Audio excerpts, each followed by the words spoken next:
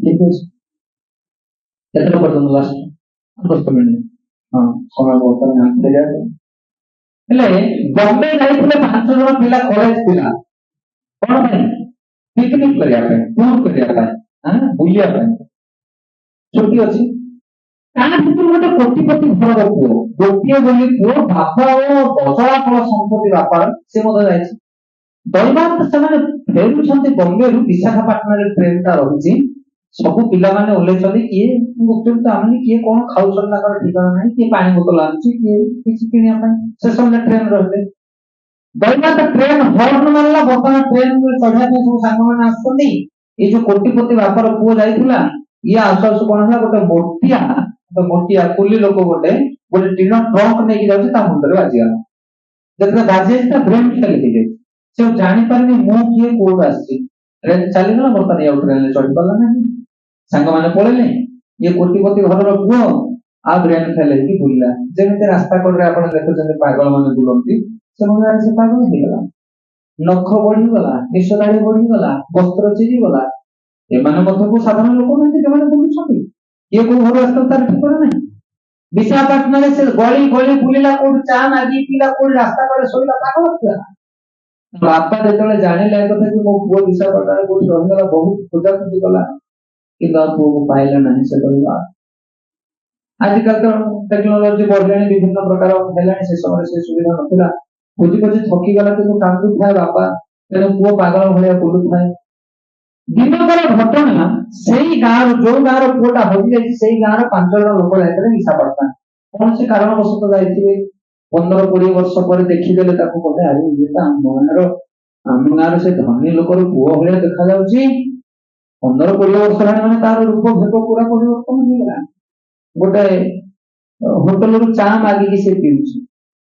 ଏଇ 5 ଜଣ ଯୋଉ ଯାଇଥିଲେ ଗାଁର ଲୋକ, ଜଣେ କଣ କଲା, ଫାଷ୍ଟ ବ୍ୟକ୍ତି, ସେ ଯାଇକି ତାକୁ କ୍ଷୀରି ପୁରିକିରି ଗୋଟେ ପ୍ଲେଟ ନେଇକି ଦେଲା, 50 ଟଙ୍କିଆ ଗୋଟେ ପ୍ଲେଟ ଦେଲା। ଯଦି ସେ ସାଙ୍ଗେ ସାଙ୍ଗେ ଖାଇଲା, ଦେବା ମାତ୍ରେ।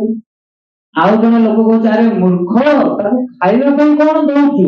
ଏଡା ବଡ ଘରର ପୁଅ ସିଏ, ତା ବସ୍ତ୍ର ଦେଖୁଛୁ କେମିତି ଚିରି ଯାଇଛି, ଚିରା ପ୍ୟାଣ୍ଟ ପିନ୍ଧି, ତା ଗୋଟେ ପ୍ୟାଣ୍ଟ ସାର୍ଟ ହଳେ ଦିଏ। ଦ୍ୱିତୀୟ ଜଣକୁ, ପ୍ରଥମ ଲୋକକୁ ମୂର୍ଖ କହିକି ଦ୍ୱିତୀୟ ଲୋକକୁ କଣ ଦେଲା? ପ୍ୟାଣ୍ଟ ସାର୍ଟ ହଳେ ଦେଲା। ତୃତୀୟ ଲୋକ କହିଲା, ଆରେ ତମେ ଦୁଇଟା ମୂର୍ଖ, ତୁ ଦଉଛୁ ପ୍ୟାଣ୍ଟ ସାର୍ଟ, ସିଏ ଦଉଛି ତାକୁ ଖାଇବା। ଆରେ ଟଙ୍କା କିଛି ଦିଅ ତାକୁ, ସେ ପ୍ୟାଣ୍ଟ ସାର୍ଟ ବି କିଣିପାରିବ, ଆଉ ଭୋଜନ ବି କରିପାରିବ।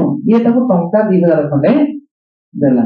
ଚତୁର୍ଥ ଲୋକ କହିଲା, ତମେ 3ଟା ମୂର୍ଖ, ସିଏ ଦଉଛି ଖାଇକି, ଇଏ ଦଉଛି ପ୍ୟାଣ୍ଟ ସାର୍ଟ, ସିଏ ଦଉଛି ପଇସା, ମୁଁ କଣ କରୁଛି ଦେଖ। ସେ କଣ କଲା, ବିଶାଖାପାଟଣାଠୁ ବ୍ରହ୍ମପୁର ଗୋଟେ ଟ୍ରେନ ଟିକେଟ ବାହାର କଲା, ଯାହାର ମୂଲ୍ୟ ସବୁଠୁ ଶସ୍ତା, ଲୋକାଲ ଟ୍ରେନ।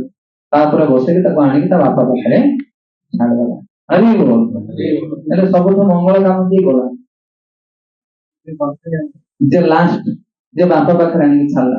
ଏଇ ଜଗତରେ ଆମେ ବି ପର ଉପକାର କରୁଛେ। କେମିତି ପର ଉପକାର କରୁଛେ? କାହାକୁ କିଛି ପଇସା ଦଉଛେ, କାହାକୁ କିଛି ବସ୍ତ୍ର ଦଉଛେ, କାହାକୁ ଖାଇବାକୁ ଦଉଛେ। ଆମେ ଅନ୍ନ ଛତ୍ର ଦେଲେ 10,000 ଲୋକ ଭୋକରେ ଥିଲେ ତ ତମେ ଦବାରୁ ସବୁ ଖାଇକି ବଞ୍ଚୁଥିଲେ। କାହାକୁ ଟଙ୍କା 100-200 ଦେଇଦେଲେ ଆମେ ଭାବୁଛେ ମୁଁ ବଡ ଦାନ କଲି। ଆରେ କଣ ଦେଲ ତମେ? ସେଇ ପଇସା ନେଇକି ପିଇକି ରାସ୍ତାରେ ପଡିବ। ସତ କଥା। କିନ୍ତୁ ସେଇମାନେ ହଉଥିଲେ ପ୍ରକୃତରେ ପର ଉପକାରୀ, ଯୋଉମାନେ ଏ ମାୟା ଜଞ୍ଜାଳରେ, ଦୁଃଖ ଶୋକରେ, କାମ ଲୋଭରେ ପୀଡ଼ିତ ହେଉଥିବା ଜୀବକୁ ଦେଖି ଭଗବାନଙ୍କ ସହିତ କନେକ୍ଟିଂ କରେଇ ଦିଅନ୍ତି। ସେମାନେ ହଉଛନ୍ତି ସାଧୁ। ଆଉ ଯିଏ ଥରେ ପରମ ପିତା ଜଗନ୍ନାଥଙ୍କ ସହିତ ଯାହାର ମିଳନ ହେଇଯାଏ ନା, ତାର ସବୁ ଅଭାବ ପୂର୍ଣ୍ଣ ହେଇଯାଏ। ତା ବାପା ତା ପାଇଁ ଡ୍ରେସ କିଣିଲା, ଖାଇବା ଦେଲା, ପଇସା, ରହିବା, ମେଡିକାଲ ଟ୍ରିଟମେଣ୍ଟ, ଏଠୁ ଯେତେ ଯାହା ଦରକାର ସବୁ ତା ବାପା ବ୍ୟବସ୍ଥା କରିଦେବ। ତମେ କଣ ତାକୁ ଦେବ? ସେଥିପାଇଁ ଜଗତରେ ତମେ କାହାର ମଙ୍ଗଳ କରିବ? ତମ ବାପା ତମ ଉପରେ ଶାନ୍ତି ନା, ତମ ପୁଅ ତମ ଉପରେ ଶାନ୍ତି ନା, ତମ ସ୍ତ୍ରୀ ଶାନ୍ତି? এই জগতের ঘটি ঘটি মরিগলে মধ্যে তুমি জনକୁ সନ୍ତୁष्ट କରିପାରିବ ନାହିଁ। ଆମେ ଲେଖିଦେବୁ, ଖାଇବାକୁ ଦିଅ, ଡ୍ରେସ ଦିଅ, କଣ କରୁଛ କର, କିନ୍ତୁ ସିଏ ଶାନ୍ତି ହେଇଯିବ, ପରମ ଶାନ୍ତି, ଯେ ଥର ଜଗନ୍ନାଥଙ୍କ ଚରଣକୁ ଧରି ପକେଇବ। ଧରିଛ କେତେ ଜଣକୁ? ନା, ହରି ବୋଲ। ଆଉ କଣ କରୁଛୁ? ସେଥିପାଇଁ ଜୀବନରେ ନିଜ ବାପା ହଉ, ନିଜ ପୁଅ ହଉ, ନିଜ ବନ୍ଧୁ ହଉ, ସେଥିପାଇଁ ଭାଗବତରେ କହୁଛନ୍ତି, କପିଳ ଦେବ ମା ଦେବହୂତି କହୁଛନ୍ତି, ହେ ମା, ସେ ବାପା ନୁହଁ, ସେ ମା ନୁହଁ, ସେ ଗୁରୁ ନୁହଁ, ସେ ବନ୍ଧୁ ନୁହଁ, ଯିଏ ଆମକୁ ଜଗନ୍ନାଥଙ୍କ ସହିତ ସମ୍ପର୍କରେ ଯୋଡେଇ ପାରିନି, ସେମାନେ ପ୍ରକୃତରେ ଆମର ସମ୍ପର୍କୀୟ ନୁହନ୍ତି। ସେଠି ଆମେ ଯଦି ପୁଅ, ଆମର କର୍ତ୍ତବ୍ୟ ହେଉଛି ବୃଦ୍ଧ ଅବସ୍ଥାରେ ବାପା ମାଙ୍କୁ ଜଗନ୍ନାଥଙ୍କ ସହିତ ସମ୍ପର୍କ କରେଇବା, ତାଙ୍କୁ ଭଜନ କୀର୍ତ୍ତନ ପାଇଁ ଅବସର ଦବା। ଆମେ ଯେ ବାପା, ଆମର କର୍ତ୍ତବ୍ୟ ହେଉଛି ଆମ ପତ୍ନୀ, ଆମ ପୁତ୍ର, ଆମର ପୁତ୍ରୀ ମାନଙ୍କୁ ନେଇ କମ ସେ କମ ୱିକେଣ୍ଡ ଥରେ, ରବିବାର ହଉ ସୋମବାର ହଉ ସେମାନଙ୍କୁ ମନ୍ଦିରକୁ ନେବା, ସତ୍ସଙ୍ଗ କରେଇବା। କରୁଛେ ନା? ଟ୍ୟୁସନ ବରାବର କରୁଛେ ନା ନାଇଁ ମୋ ପୁଅ? ପାଠ ପଢୁଛେ ନା ନାଇଁ ବରାବର ମୋ ପୁଅ? ଏଇଟା ଆମେ ଭଲ ନୋଟ କରୁଛେ, କିନ୍ତୁ ଆଧ୍ୟାତ୍ମିକ ପ୍ରଗତି ହଉଛି କି ନାହିଁ ସେ କଥା ଆମର ହରିବ। ତେବେ ପ୍ରକୃତ ଉପକାର ହଉଛି ସେ, ପ୍ରକୃତ ପ୍ରଗତି ହଉଛି ସିଏ ଆମ ପରିବାରରେ ହଉ, ଆମ ସମାଜରେ ହଉ, ଆମ ଫ୍ରେଣ୍ଡ ସାର୍କେଲ ଭିତରେ ହଉ।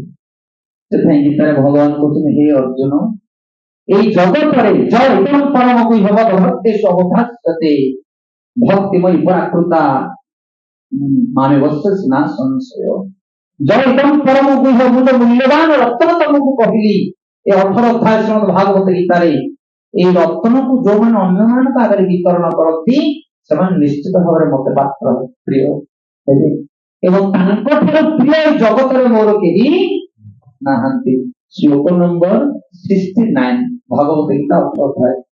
ন চ তস্মাৎ ଅନ୍যেষু কশ্চিৎ প্রিয়কৃতম ভবিতা ন চ মে তস্মাৎ ଅନ୍ୟ ପ୍ରିୟତର ଭୁବି। କହୁଛନ୍ତି, ହେ ଅର୍ଜୁନ, ଏ ଜଗତ ଭିତରେ ତାଠାରୁ ଶ୍ରେଷ୍ଠ, ତାଠାରୁ